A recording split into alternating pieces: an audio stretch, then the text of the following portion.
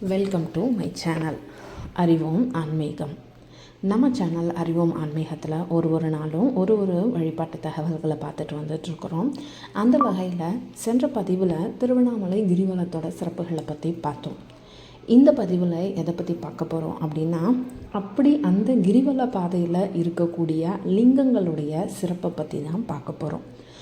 வாங்க பதிவுக்கு போகிறதுக்கு முன்னாடி நம்ம சேனலில் அறிவோம் ஆன்மீகத்தை சப்ஸ்கிரைப் பண்ணாதவங்க மறக்காமல் சப்ஸ்கிரைப் பண்ணிவிடுங்க. திருவண்ணாமலை கிரிவல பாதை எப்படி போகணும் அப்படின்ற பதிவு நம்ம சென்ற பதிவில் நம்ம போட்டிருந்தோம், பார்த்து தெரிஞ்சிருந்திருப்பீங்க. இந்த பதிவில் திருவண்ணாமலை அருணாச்சலேஸ்வரர் கோயிலில் சுற்றி அஷ்டலிங்கம் எனப்படும் 8 விதமான லிங்கங்கள் கிரிவல பாதையில் இருக்குது. இவைகள் ஒவ்வொன்றும் ஒவ்வொரு திசையை நோக்கி அமைக்கப்பட்டிருக்கிறது தான் இதோட பெரிய சிறப்பு. கிரிவலம் செல்வவங்க இந்த 8 லிங்கங்களையும் கண்டிப்பாக வழிபடணும். அதை பற்றின முழு விளக்கத்தை தான் இப்போ நம்ம பார்க்க போகிறோம். இந்த ஒவ்வொரு லிங்கமும் ஒவ்வொரு விதத்தில் சிறப்பு பெற்றதுன்னு சொல்லலாம். நீங்கள் இதை கிரிவலம் செல்லும் போது வழிபடும் ஒரு குறிப்பிட்ட நாளில் வழிபடுவதும் ஒவ்வொரு விதமான பலன்களை உங்களுக்கு தரக்கூடியது. அப்படி அதில் என்னென்ன லிங்கங்கள் இருக்குது அப்படின்றத பார்த்தோம் அப்படின்னா, கிரிவலம் வரும் வழியில் முதல்ல இருப்பது இந்திரலிங்கம். இந்த லிங்கம் கிழக்கு திசையை பார்த்து அமைக்கப்பட்டுள்ளது. இந்த லிங்கம் தேவர்களின் தலைவனான இந்திரனால் நிறுவப்பட்டு வழிபட்ட லிங்கம் அப்படின்னு சொல்லப்படுது. இரண்டாவது லிங்கம் அக்னி லிங்கம். இந்த லிங்கம் தென்கிழக்கு திசையை நோக்கி இருக்குது. இந்த லிங்கத்தின் சிறப்பு அம்சம் என்னன்னு பார்த்தோம் அப்படின்னா, கிரிவலம் செல்லும் வழியில் இடதுபுறம் இருக்கும் ஒரே லிங்கம் இது மட்டும்தான். இது அக்னி தேவனால் பிரதிஷ்டை செய்யப்பட்ட லிங்கம். மூன்றாவது லிங்கம் யமலிங்கம், தெற்கு திசையை நோக்கி இருக்குது. யம தர்மனால் நிறுவப்பட்ட லிங்கம், செவ்வாய் கிரகத்திற்கு உட்பட்ட லிங்கம் அப்படின்னு சொல்லப்படுறது. நான்காவது லிங்கம் நிருதி லிங்கம் அப்படின்னு சொல்லப்படுறது. இதனோட திசை தென்மேற்கு. இதனுடைய கிரகம் ராகுன்னு சொல்லப்படுறது. பூதங்களின் ராஜாவால் இந்த லிங்கம் நிறுவப்பட்டது அப்படின்னு சொல்லப்படுறது. ஐந்தாவதாக இருக்கக்கூடியது வருணலிங்கம். இதோட திசை மேற்கு. மழை தரும் வருண தேவனால் இந்த லிங்கம் நிறுவப்பட்டது.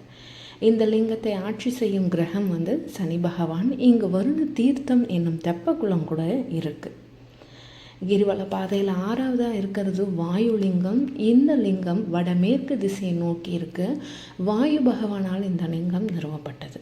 இதை ஆட்சி செய்யும் கிரகம் கேதுவாகும். ஏழாவதாக இருக்கக்கூடியது குபேரலிங்கம். வட திசையை நோக்கி உள்ள இந்த லிங்கம் குருவை ஆட்சி கிரகணமாக கொண்டுள்ளது. செல்வத்தை வழங்கும் குபேரனால் இந்த லிங்கம் நிறுவப்பட்டிருக்குது. கடைசியாக இருக்கிறது தான் ஈசானிய லிங்கம். வடகிழக்கை நோக்கி உள்ள இந்த லிங்கம் ஈசானிய தேவரால் நிறுவப்பட்டது. இங்கே ஒவ்வொரு தேவர்களும் இந்த சிவலிங்க பூஜை செய்து துன்பம் நீங்க பெற்றதாக ஐதீகம் சொல்லப்படுறது. இப்பையும் இவங்க இங்கே பூஜை செஞ்சு வழிபடுறதா ஒரு ஐதீகமே இருக்குது. இந்த லிங்கங்களோட சிறப்புகள் அப்படின்னு பார்த்தோம் அப்படின்னா,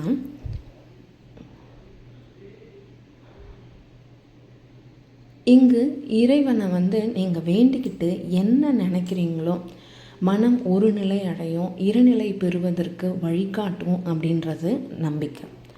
அமைதி கிடைக்கும், பெண்களுக்கு நல் வழி கிடைக்கும், கண் திருஷ்டி விலகும்.